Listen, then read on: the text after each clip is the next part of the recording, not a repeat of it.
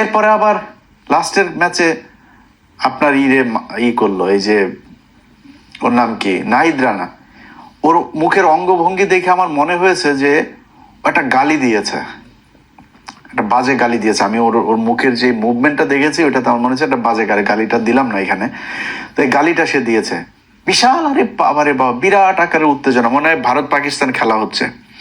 আরে বেটা, তোর তো বোঝা উচিত, এই যে এখন গেছিস পিএসএল খেলতে, তোর বাপরাই তো নিল, তোর বাপের দেশেই তো গেলি পিএসএল এ, তোর বাপেরা তোদের দেশ থেকে, বাংলাদেশ থেকে 6টা প্লেয়ার নিয়েছে।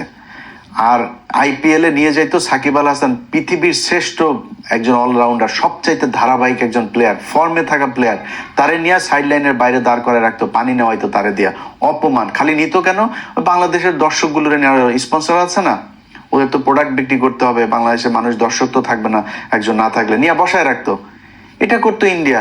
আরে ভাই, ইন্ডিয়া আজকে সেই শুরু থেকে এখন পর্যন্ত সারা জীবন এই যে টেস্ট স্ট্যাটাস, সবার পরে তারা আমাদেরকে দিয়েছে, এই যে টেস্ট স্ট্যাটাস খেলা মানে না বাংলাদেশের থাকা উচিত না।